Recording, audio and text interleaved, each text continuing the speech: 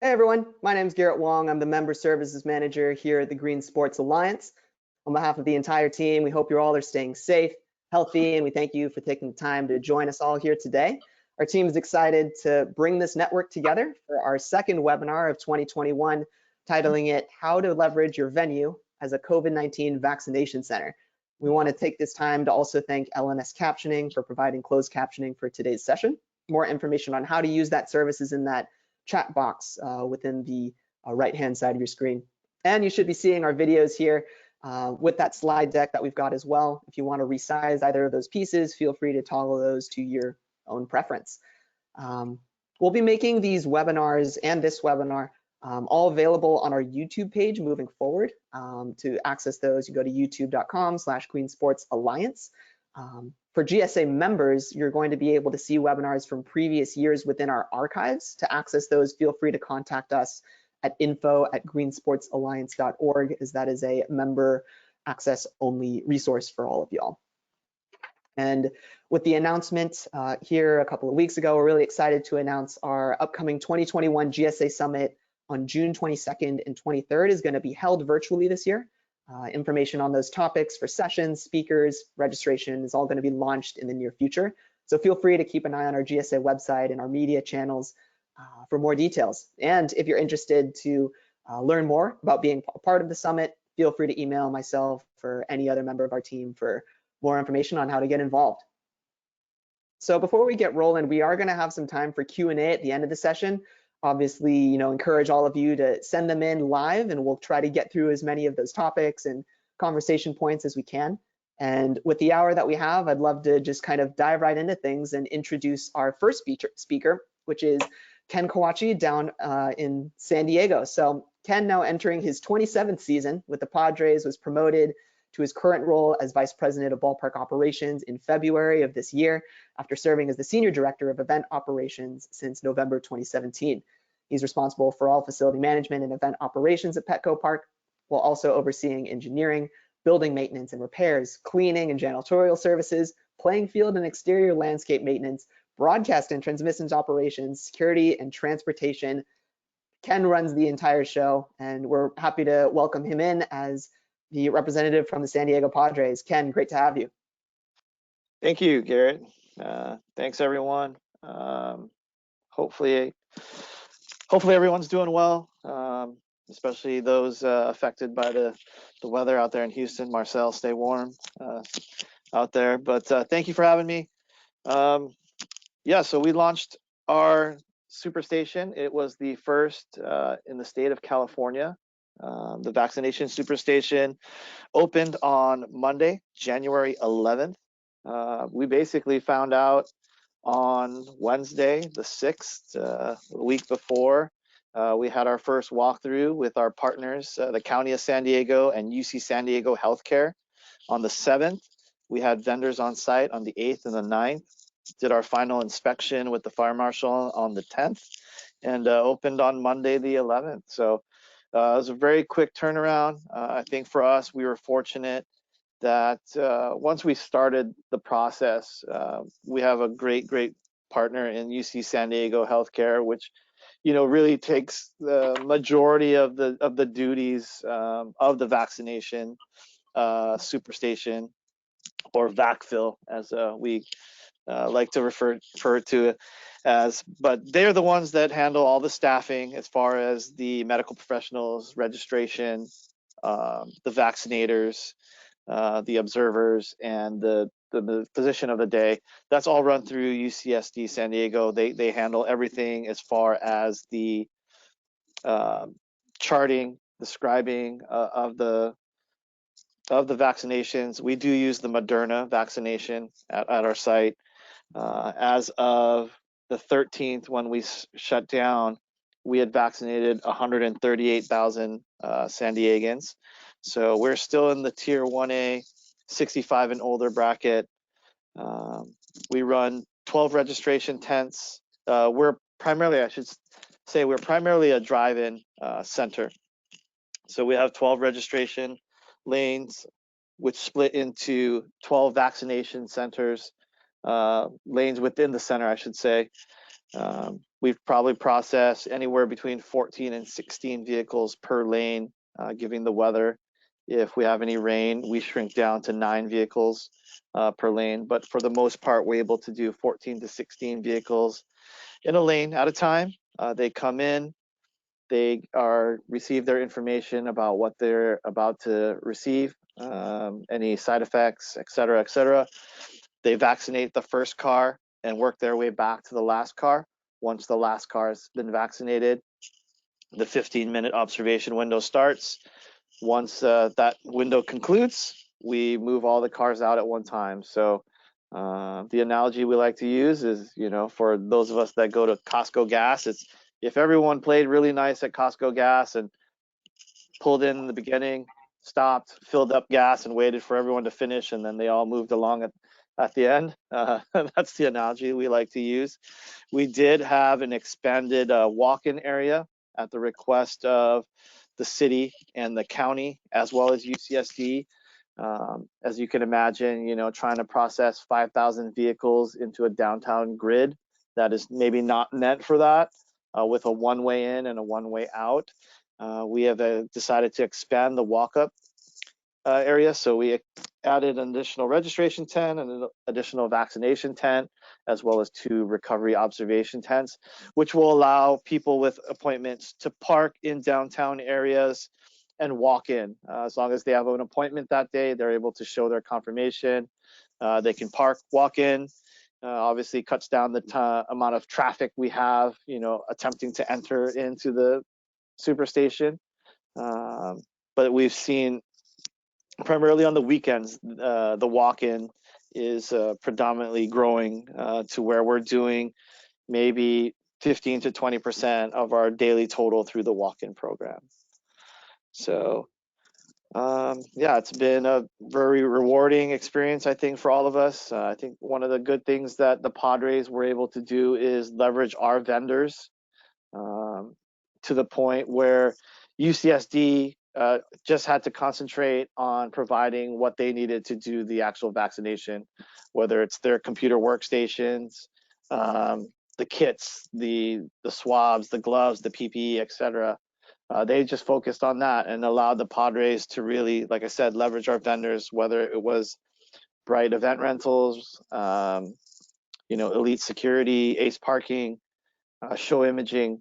We were able to handle all of the infrastructure for the superstation. So that was utilizing the Wi-Fi system from Petco Park. We use a point-to-point system stemming from Petco Park over to the vaccination center.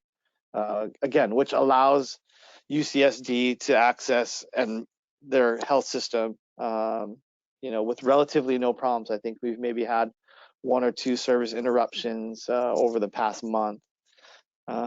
Again, great partnerships with the city of San Diego, with their traffic controllers, with their police department, again, providing services to the superstation, which allowed, again, everyone to kind of stay in their lanes, operationally, logistically allowing the Padres to do what we're accustomed to doing out on that lot.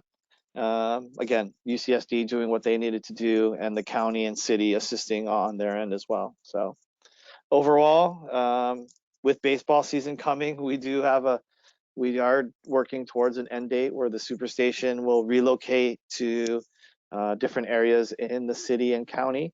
But as of right now, we continue to shoot for our goal of vaccinating, anywhere between 4,000 and 6,000 San Diegans every day. So that's it, Garrett. That's what I got for you.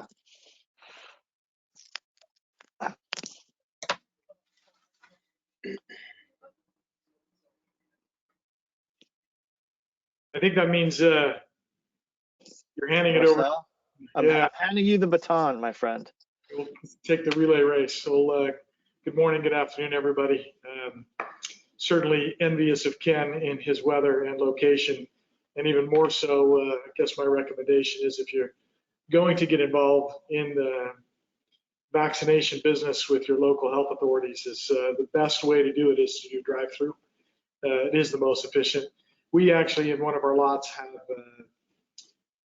COVID testing that we've been doing since they were available. And so we did not have a parking lot available, but the health department came to us January 4th, asking to create a super site for a couple of days of large volume vaccinations of the Moderna vaccination. And so they came to us on the 4th of January, looking to have the first vaccination date on the 9th.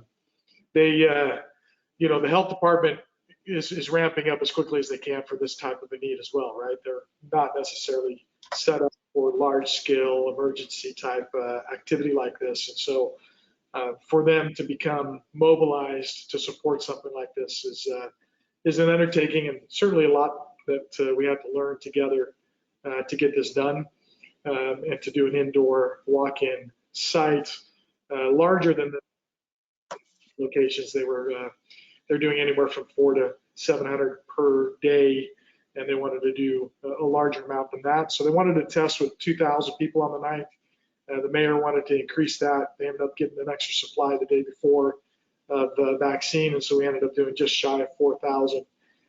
Certainly taxed the group a little bit, because when you're staffed for 2,000, that creates a little bit longer waiting line. And I think that's probably the most challenging thing, is to understand, did the vaccine actually arrive? Is it available to provide the appointments, their vaccine as scheduled, and making sure that you have sufficient staff to be able to accommodate those vaccines. The way it worked for us is basically we have 2 other parking lots that we rotate for appointments. Say one lot's a 9 o'clock appointment, the other lot's a 9:30 appointment, and flipping them back and forth. As the patron arrives and they pull up to the parking lot, they check the paperwork. That's the other thing with the health department, is they don't have a record of these patrons in their system, so they are new individuals. It's not like they're coming to their primary care physician and they have a history there.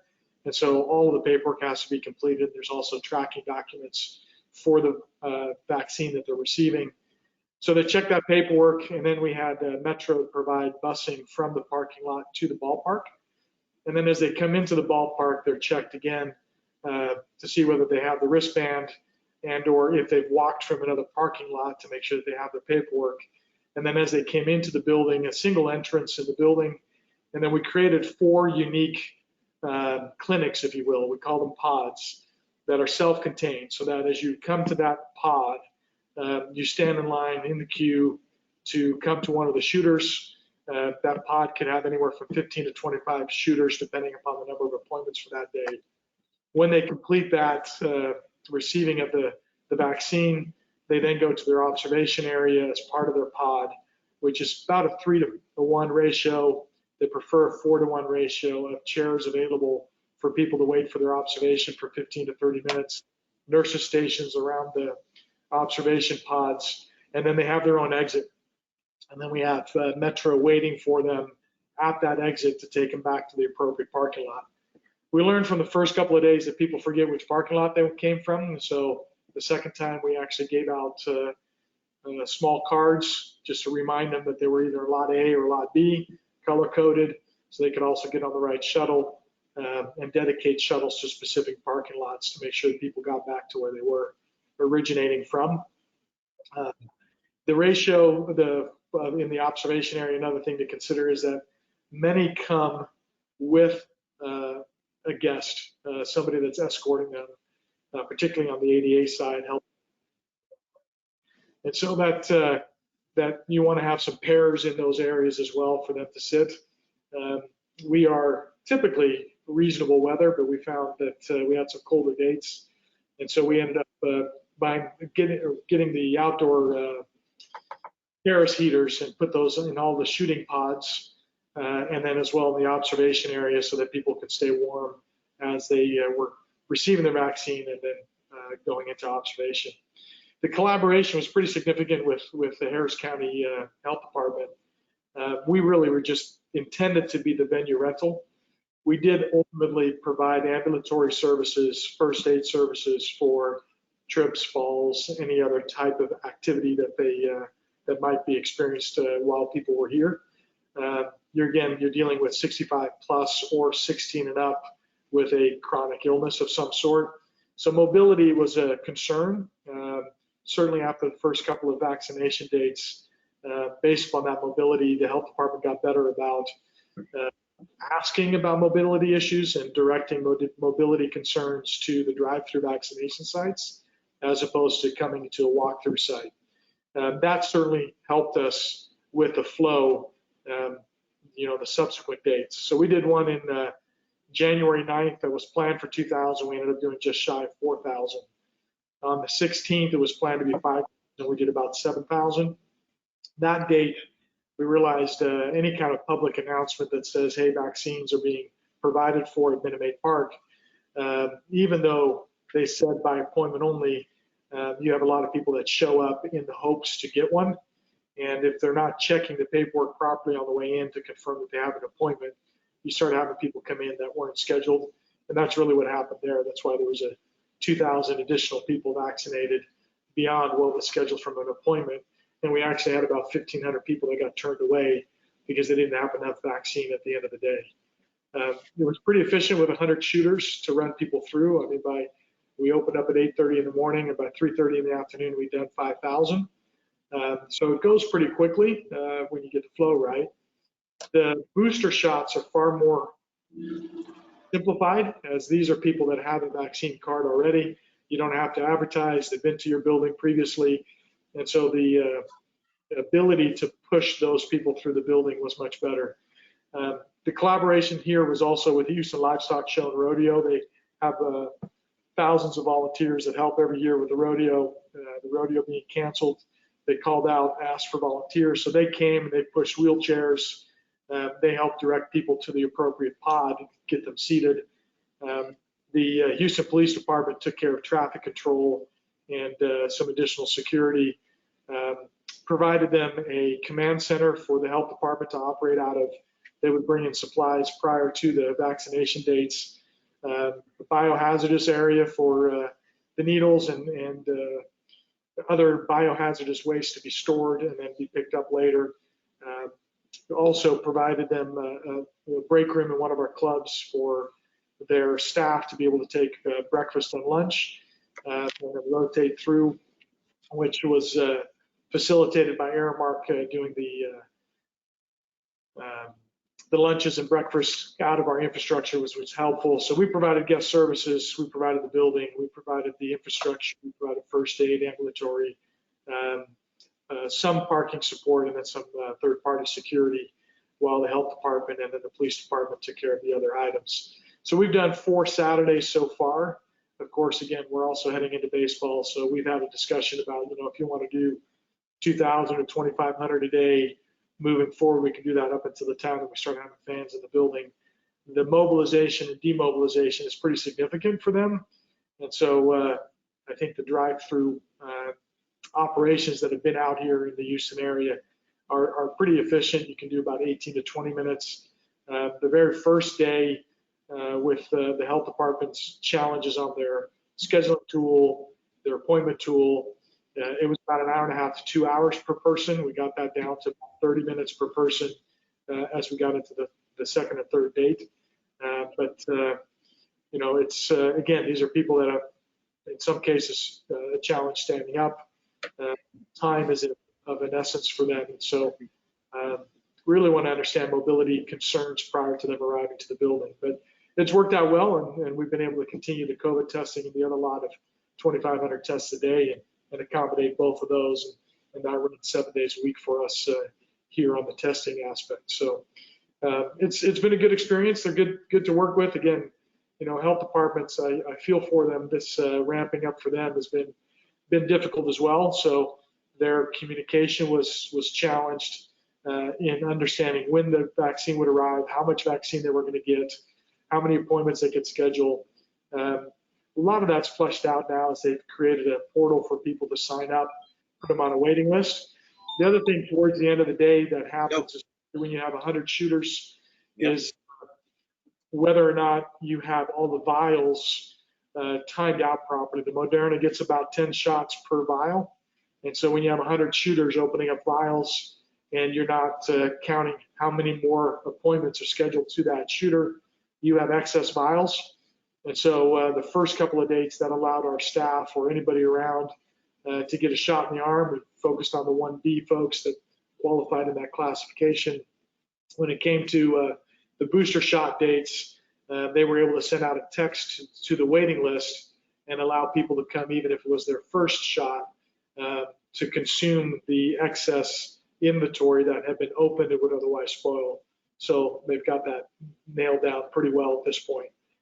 So those would be areas to consider and look at as you wind down your day, that they're managing their supply so that there's no waste and that others can show up to ensure that one of those vaccines can get put into an arm. So that's really the short run through in our building. We use the main concourse. The first week we tried to use multiple levels. Realized with the mobility, even having elevators and escalators, that it was better to keep it as close as possible to the entrance, create those 4 pods and let people cycle through within their own clinic area. And it also kept people from looking at another line going, how come that one's moving faster than the one I'm in? Once they were in their own line and then within their own clinic, it just kept moving, and therefore they felt like their time was not wasted. They were being helped within a reasonable amount of time. It was huge to have Metro provide buses. The health department took care of arranging that. We did walkthroughs with them on the routes and traffic control with HPD.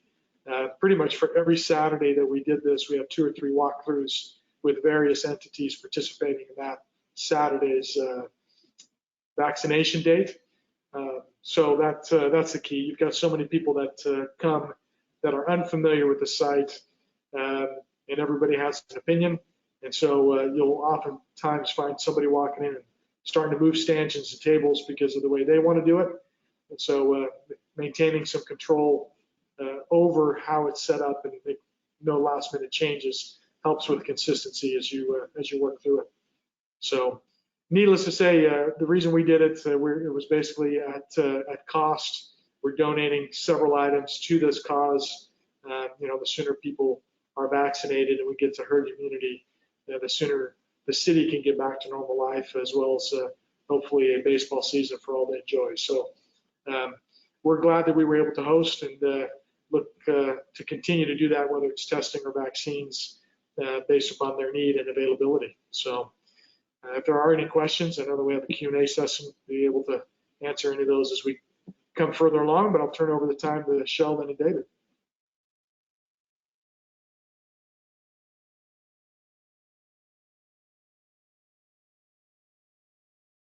Thanks for that, guys, and happy to pass it off now to David and Sheldon with the team down in Arizona. I know you've got some fantastic operations down with the Arizona Cardinals over at State Farm Stadium, and maybe pass it off to Sheldon first to hear more on what you guys are doing down there. Hey, good morning, all. Thank you guys for having us there, and David, thank you for taking the time to be able to join as well. David and I have had a close partnership since the state has contracted with the ASU Research Enterprises, nickname ASURE, to be able to do testing. And it just extended over to being able to do vaccinations.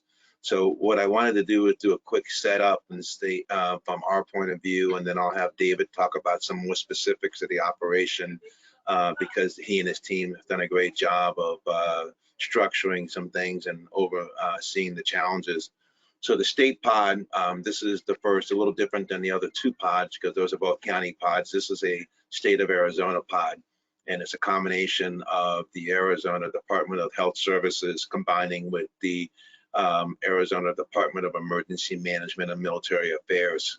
And what we decided to do is to work with a couple vendors to be able to enable us to put up a large state pod to vaccinate people. The plan was to be able to design one that can do up to about 12,000 people in a drive-through in a 24-hour period of time. So this is a 24/7 pod, and we do amazing job of just getting people through.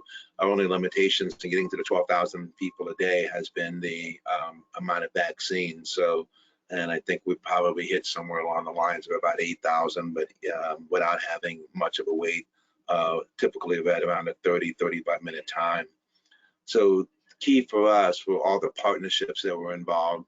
And in order for us this to get going, we couldn't have done it without the help of the health department, which this is also a Pfizer site, which means we have to use ultra low freezers, which we have on site here. And we have a pharmacy partner, which is crucial, that allows us to keep up with the demand for the different vaccines and prepping them, and also making sure that they don't go to waste. And then Walgreens has been our partner for that part of it, and have done an amazing job. We also have a partnership with the Arizona National Guard, and we have two groups, the Task Force Logistics and Task Force Medical. And without their helps in the early going, we would have been able to get the pod kicked off. Similar to some of the other stories we've heard, David and I were given the task of coming up with a 2 hour, in 2 hours coming up with kind of a plan for this site. And that was supposedly not supposed to kick in for another week or two, which then turned into, hey, we need to have this thing stood up, and would count to about 5 days. So luckily we already had an existing operation at State Farm Stadium, which is an NFL stadium. So we're not up against the deadline like a lot of the other places are for stopping, because A, the Arizona Cardinals didn't get very far in the postseason, and then B, it is the postseason, off season for football. So the lots that are available to us, and it sits on about 970,000 square feet of space, was able to be used for a longer period of time. The other thing that was important is the National Guard was able to get us troops early enough to be able to maintain parking, flow, security a little bit. But since this is state site, we also utilize the state police as part of our security perimeter and overall site management, and combining that with some private security contractors. And then the other part of the partnership has been Blue Cross Blue Shield. And Blue Cross Blue Shield decided to be part of this opportunity to bring in about 150 volunteers each shift, which we have 3 shifts running, to make this work in conjunction with paid staff. And David will talk to you more about this paid staff to ratio to volunteer ratio, because having regular volunteers obviously brings in its whole other set of challenges and issues. But because it's Blue Cross Blue Shield and it's mostly their employees, the employees get paid to be here and have done an amazing job. And Susan McKinley has directed that group and has worked seamlessly with our team. The other thing is to understand that this is because this is a state pod and the state emergency management group is running it, it's part of an incident management or an ICS structure. So we have incident commanders, we have at each one of the shifts, we have the ability to be able to have full operations, full operations lead, full logistics team, all those parts and then communications all come in to make this work well together. And of course, I left the best for the end, which I'll let David take over from here, which is our partnership with ASURE. And David's team has done an amazing job of embracing the challenge, meeting the biggest needs that we had in the beginning, which was the staffing. And then also because they've had an amazing relationship with the Cardinals, I can see David's jacket on there. The Cardinals donated all the space to us, but they also provided, because it was off season, we were able to get food from them. They provided water and they provided facilities. And the owner, Mr. Bidwell, has been a gracious lead. And not only that, but he also connected with Commissioner Goodell, which led to some of the announcements of other locations across the NFL locations supporting these types of operations. And then also, so we have to acknowledge the support of FEMA, which has been here with some of their reservists and people that have been assigned to the group. But through it all, it's a relationship, and the relationship that we have is based upon trust and mutual respect. With that, I'll introduce David Thomas, CEO of ASURE. David? Thank you, sir. I'll just reiterate that is the key for sure to the success that we've seen. Just to give you a sense of the scale of this operation, so the numbers that I have as of 11 o'clock Mountain Standard, 10 o'clock Pacific, State Farm Stadium has vaccinated 247,000. We have another site that we stood up just 2 weeks ago at Arizona State University baseball stadium. That site is at 36,000, so all total 283,000. We launched the State Farm Stadium quickly, as Sheldon mentioned, in January 11, and right now we're up to about 9.6 thousand a day here at State Farm Stadium. So that's a little bit better than every 10 seconds there's a vaccination that's occurring. I couldn't say enough about the partnership. When we were launching, the state was able to provide resources to gap fill as we were building out our pipeline of clinical staff in particular. Now we've been quite busy making sure that our pipeline is robust. We now actually have more clinicians than we have staff positions and shifts to provide them. That's a really good place to be. That means we can think about scaling this and going to other locations around the state. As Sheldon mentioned, we learned quite a bit, and the trust relationship was really key going back to last year when we were working together with testing. That experience also allowed us to really hone our skills in sort of maximizing throughput. So even though we're doing over 9,500 a day, our typical wait time, I was just looking at our dashboard, our wait time right now is 35 minutes. It's been down as low as 28. We have had occasion where that wait time has increased a little bit. And if we do have individuals who are not pre-registered, of course, it takes a few minutes longer, but on average, including those people who are not pre-registered, we're looking at about a 35-minute wait time. The scale, we have 10 vaccination lanes. We've separated the site into zones, and we treat it like a clinic. So we think about each zone as a part of a clinical experience. So if you go into a doctor's office, the first thing that's going to happen is somebody's going to verify your data. That's the same thing that we're doing here. We're using LTE-enabled iPads to do that data verification. Individuals remain in their vehicles at all times. I agree with one of the previous presenters that this is most definitely the highest throughput mechanism that we've seen, again, learning that from our testing experience. And it's a one-to-one correlation. So we have 10 lanes of data verification. We have 10 lanes vaccination. And then in our observation area, which were similar to others, 15 minutes for those who don't have risk factors, 30 minutes for those who do have risk factors. Staffing ratio, as Sheldon mentioned, we have about 40 to 60 ratio between what we call mission critical paid staff to volunteers. So 40% paid, 60% volunteers. Those paid staff are all of our clinical functions, as well as what we call zone leads, team leads within each zone. And then the volunteers will fill in positions where they're greeting people as they're coming in, providing data entry, and then also supporting things like supply chain and hospitality. One of the lessons learned is being able to actually segment the population that's not pre-registered. We like to remove the time lag that is introduced by that registration process. So we have a bifurcation in our flow that allows us to divert individuals to a separate area so we can help them. It's like a help zone or help desk. We help them register. If we do offer plus ones, what we call plus ones or walk-ins, where we're trying to attempt to vaccinate family units. The challenge there is if word gets out, we tend to have a rush, and it does get out. So with that, I will conclude and just again reiterate just the incredible value of the partnership between the government, the academic institution, and we're actually able to leverage a number of units within the university, including our nursing college. We have EMT students. They've all been certified to provide vaccinations. We're now leveraging our leadership academy to provide those zone leads and running a 24/7 operation at State Farm and then 10 hours at the Phoenix Municipal Stadium.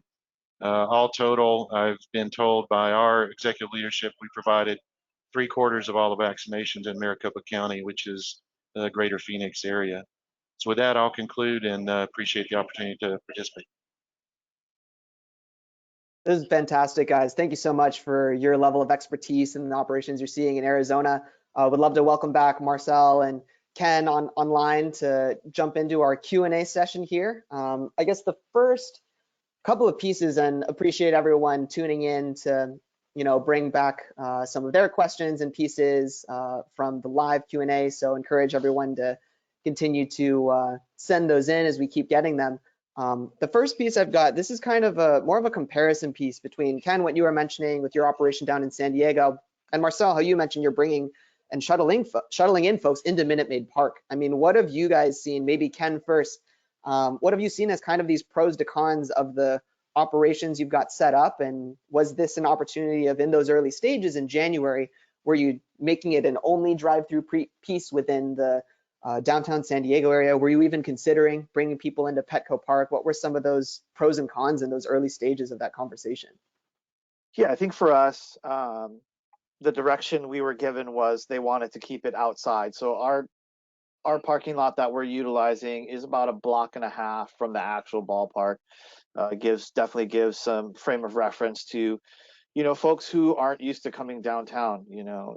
For a lot of our games, this might be their first venture back into the downtown area, which has had its hiccups with the traffic. And again, working closely with the police department and the traffic controllers to come up with areas and patterns to kind of redivert traffic into the grid for times where traditionally we don't see a lot of traffic heavily coming into downtown, between 7 and 9 a.m. So that's taken a little, like you mentioned, a little growing pains in the beginning, but I think it's worked its way out, again, with the help of the city officials. But for us, I think we were always sticking with the drive-through model, because for us, it's the ability to just keep everyone in their cars without having to come out and interact to an extent with the healthcare workers who are giving the vaccinations and the observers. It's just the flow continues to go. Again, we probably average, once you get into the lot, it's about 28 to 30 minutes from registration to exit. So as long as we can keep that kind of timing and pace, we should be all right. Yeah, Marcel, is that a similar conversation you guys had? I know because you've got testing in one lot, you've got shuttling folks in from one section into the stadium. What were those discussions like in terms of that pros and cons at the beginning of this entire thing? Yeah, certainly drive-through is the pro, right? But in absence of that, you still need to have some sites to be able to provide alternatives for people. And I think for Houston, it was really about not having a mega site available that you could do a drive-through. Even our parking lots are small. I mean, we only have about 1,500 parking stalls for Minute Maid Park. So, but there are hundreds and hundreds of parking stalls around that are privately owned or part of the convention center and so on. So people can make their way down. And so for the health department, the city health department, was really about having something downtown that people could get to that was close, centrally located while they were trying to ramp up. Now they're looking at having multiple sites around the city that can operate 7 days a week. Part of that is weather, right? So the outdoor ones, for example, when you get inclement weather, you're still having to shut down or drastically reduce what you're doing in the outdoor environment. We see that with the COVID tests as well.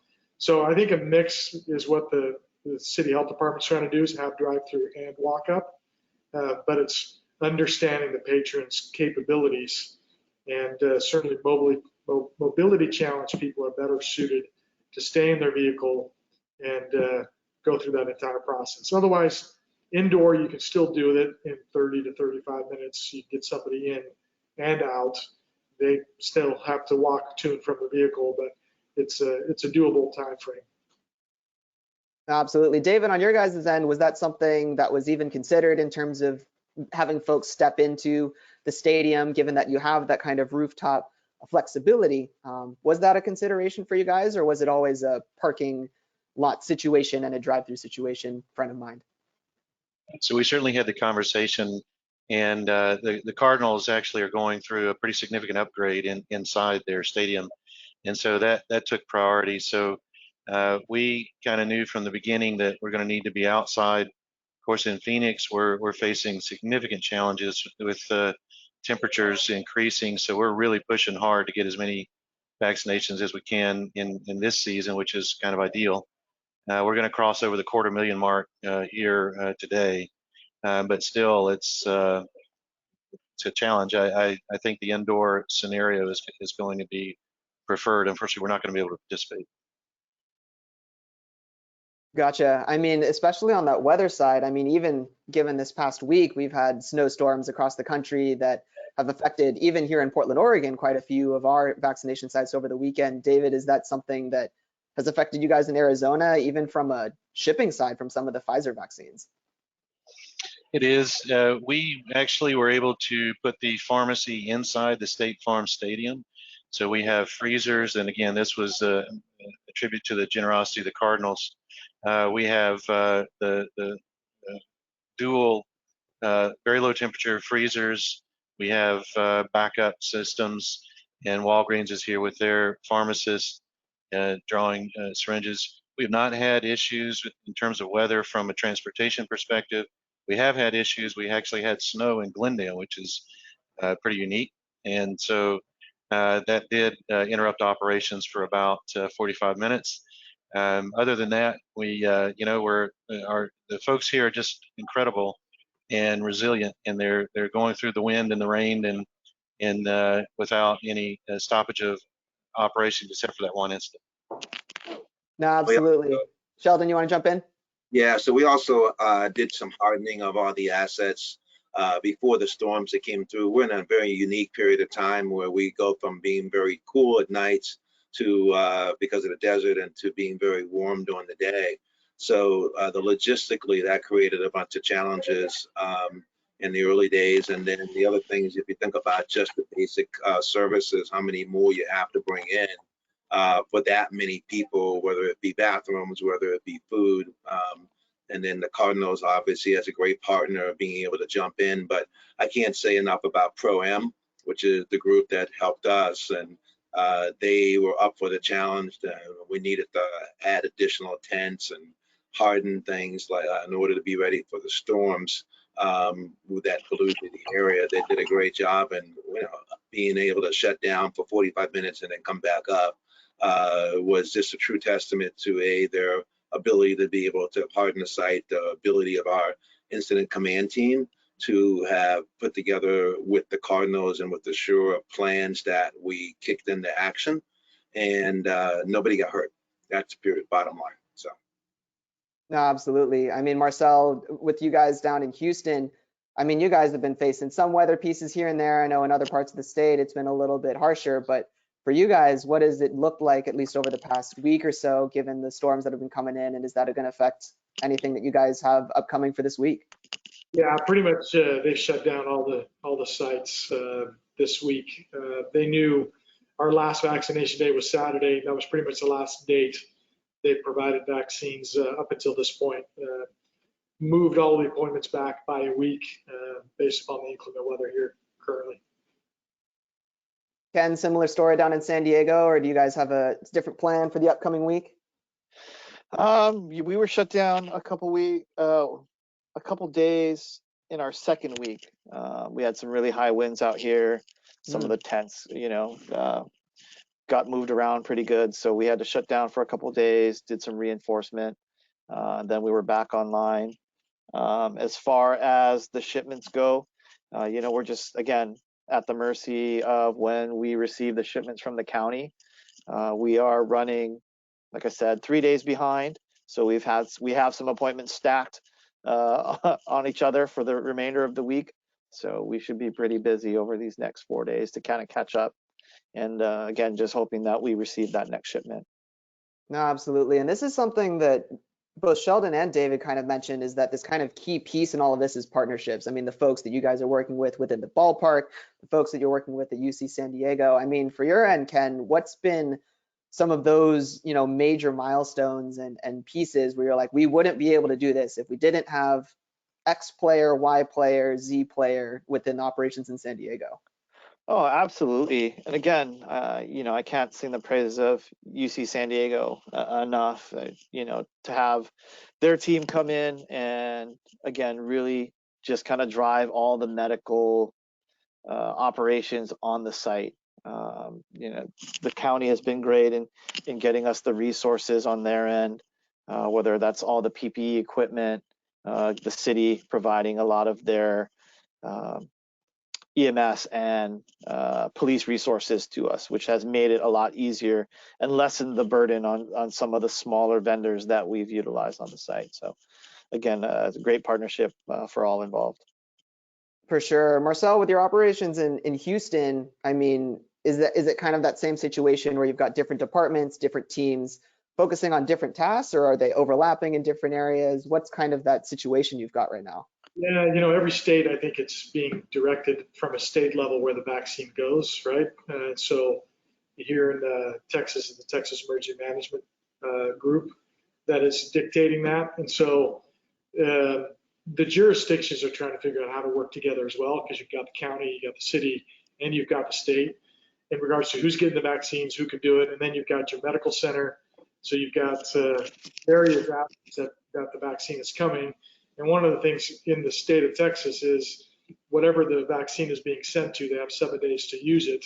Otherwise, they're not on the list to get another batch. And so, as they all receive vaccine, that's where they quickly try to ramp up all these sites, not knowing what the continuous flow of vaccine would be. So there's a lot of collaboration and partnership between those entities. And then coming right off the New Year's, right? It being brand new for all of them. That was pretty rocky. It was pretty choppy. It was pretty difficult. We were certainly on the receiving end of that lack of information. But navigating through that, I think it's a lot more supple now. Even that the appointment list, for example, that people can get in the queue crosses over regardless of where you live, right? It's like if you didn't live in a certain zip code, you weren't allowed to that particular vaccine. And even though you work downtown, you weren't allowed to get it in that. So how do you manage all that with a transient area when you have all the counties surrounding? Is it Harris County or Fort Bend or Montgomery? Who gets it? Who doesn't get it? So that collaboration has been really important from a public official standpoint. And then, as they are more aware of what they have coming and what the needs are, then that communication makes it easier to be a host and to allow your venue to be used. There are some budgetary constraints as well. There's no true definitive number per shot that people will get paid. It took a while for that to take place on testing, right? But now there's a federal fee for administration, and city health departments don't have the biggest budgets, and so part of that is looking for places that you can average your cost down per shot, right? As they go to convention centers or other places, there's an expense. There's a displacement of other activities that could be revenue generating. And so all of that is what they're trying to navigate through, which is part of the reason why I think all of our venues are kind of offering it while we can, when it's not impacting revenue generating activities, to help the city get on the feet. But that coordination and collaboration is absolutely critical. And they know, right? We had a couple of baseball tournaments. We got another one coming. We gave them the dates. Even with low attendance, we created a setup that if they do want to come do vaccinations, we could have baseball ongoing and still do the vaccination at part of the building, since they're smaller tournaments. But those are the things that require some forethought and planning. I think now that they're a little bit more stable in their supply coming in and where they want to distribute that, I think it's easier, but it's taken a month and a half to get there. Right. I mean, it's all a work in progress, and especially for our audience today, as most of them are tuning in, trying to figure out, what is the plan to build these pieces up, as there have been commitments to have these operations at their own venues. I think it's exciting to hear your guys' expertise and your input on all of these areas. I wanted to direct this question that we just received live over to David and Sheldon, especially as you guys are opening up new operations. I mean, for Marcel and Ken, they've got their venue, running it, letting it run smoothly and run its course, right? But you guys are opening facilities at Phoenix Municipal Stadium, as you mentioned, at Arizona State University. You're opening some up at Northern Arizona University and Flagstaff. I mean, as you start to build up these new operations, and some of them may be different from one place to the next, what kinds of recommendations would you have for other venues that are looking to recreate this vaccination operation at their own venue? Are there any, 2 to 3 points that you'd like to give just for folks trying to bring this in for their venue? I think the biggest thing as I look at is making sure that you bring all the people to the table that need to be part of the partnership in order to be successful. Don't turn around and assume that because it worked at one location that it'll work for the other. And I'll give you a good example of that. NAU, which is Northern Arizona University, had existing testing operations going on in a Coliseum. And we needed to get inside away from the weather, which is people have a hard time believing that we do have mountains in Arizona and it does snow here and it gets cold. But at 7,000 feet, all that stuff happens, and we needed to understand what was going to be the best solution for the county and also for all the local state partners that are in the area.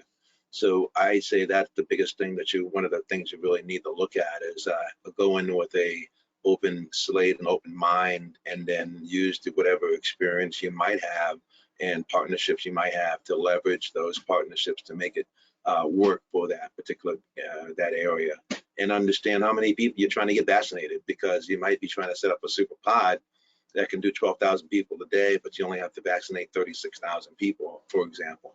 But us, we'll look at those pieces, and David and I try to do a good job of understanding what those requirements locally are. And Yuma will be turning on some heat, some very, very, quickly. And that's something we have to be very considerate of as we are building out the facilities. So every place will have its own challenges. Down in Pima County, we'll be working in Tucson. And I know that it's a challenge because the area had existing sites set up, trying to choose which one that the state wanted to support and move forward to help the ramp up. It may be one solution that allows you to get drive-ups, maybe another solution that allows you to get drive-throughs, walk-ups, people can take a bus. So we stay very flexible. I think that's one of the things that we look at each other and say, hey, this makes a lot of sense. So as you go from venue to venue, is making sure that you're flexing according to what the needs of the state are for us and what the needs of the local governments are. David? Yes, sir. I'll just echo one of the things you mentioned, and that is the value in different perspectives. So we understand big operations, we understand clinical, and what I think that the partnership with the state really brought was a level of discipline.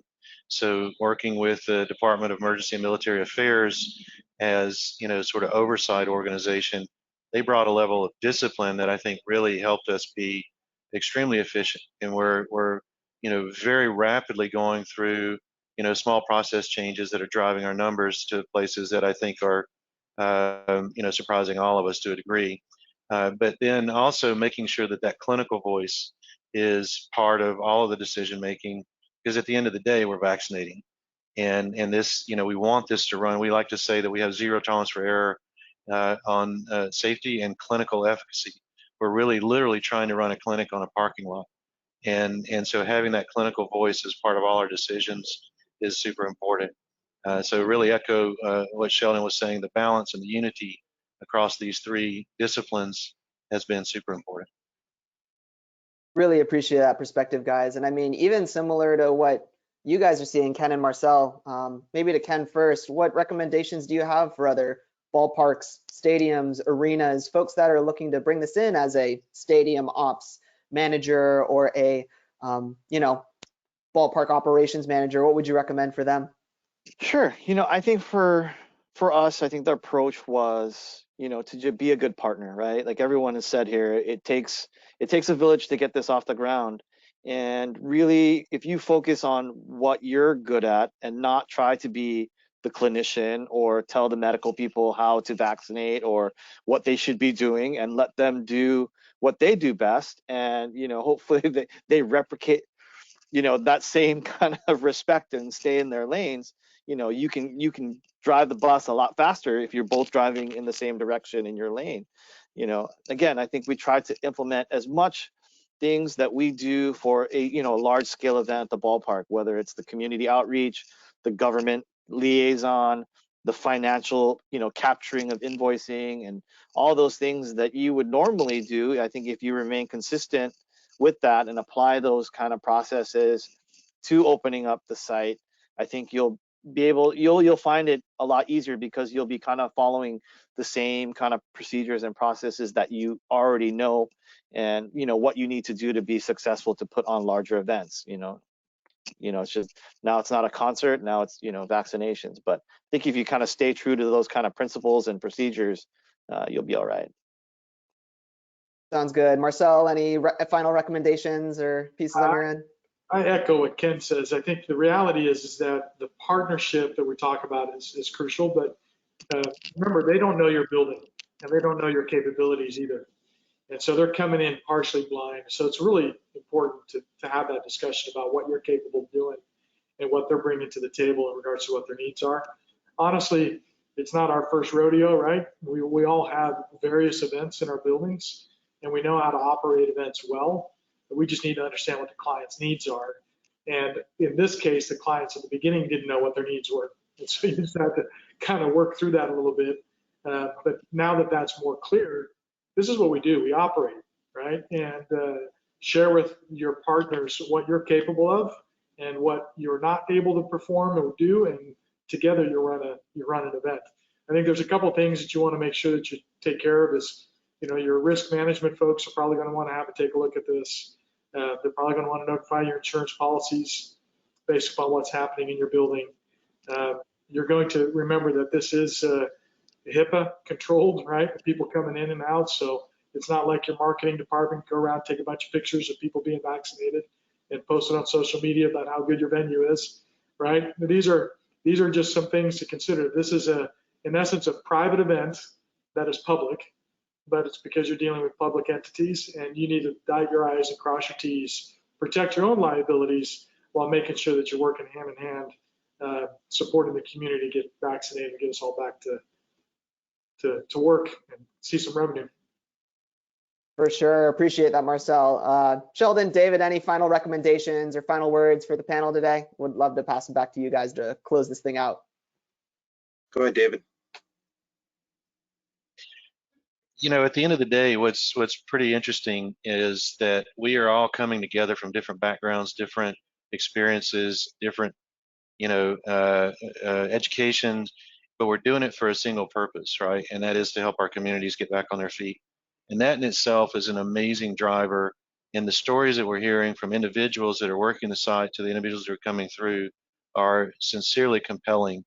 And I think everyone here has probably been able to experience that. So keeping that in mind, that what we're doing is for our communities, that will motivate and that will create success in and of itself.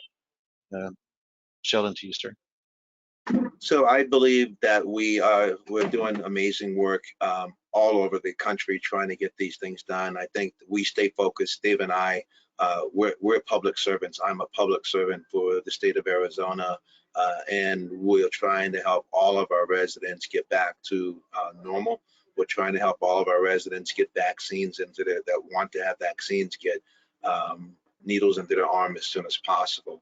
So with that goal in mind, with all the long hours that we work, and everybody in our world knows this, that we focus on the joy of watching people get vaccinated. And I watch, when I see people sitting in the observation line, I know we've done something great. And to see the amount of numbers that go through, it can be mind-boggling. And, as one of my great coaches told me after playing sports, he said, it's great to look into the rearview mirror and see that you have accomplished it, but you got to be careful that you don't get into a wreck because you're driving forward. So what we try to look at, what we're driving forward to, and understand that all the partnerships make all the differences in the world. And one of the things that we forgotten to mention that David and I had a passion for is making sure that small and underserved minority businesses had an opportunity to contract with the state and with ASU as well. First thing that one of the things we wanted to do is make sure it was an inclusive event, because everybody's involved, everybody's at the table, and no matter who or what they are because they're members of the state. And we're just honored and blessed to be able to serve. And I'm blessed and honored to be able to work with David Thomas and his group and all the people that make this opportunity, make this vaccination process and site very possible. This is fantastic, guys. Ken, anything else on your end you wanted to round out with? No, I think they summed it up perfectly. It's been one of the most rewarding, if not the most rewarding operation to be part of. Glad to, I think the Padres are glad to be partners with the community. And like everyone said, we all want to do our part. So thank you for having us. You betcha. And thanks to everyone, Marcel, Ken, David, Sheldon. Really appreciate you all for tuning in today. Green Sports Alliance is really excited to help support you all, especially in this collective effort to get everyone in our communities back into full capacity. A little over the hour now, but thank you all for joining us. We'll talk again soon. Thanks, guys.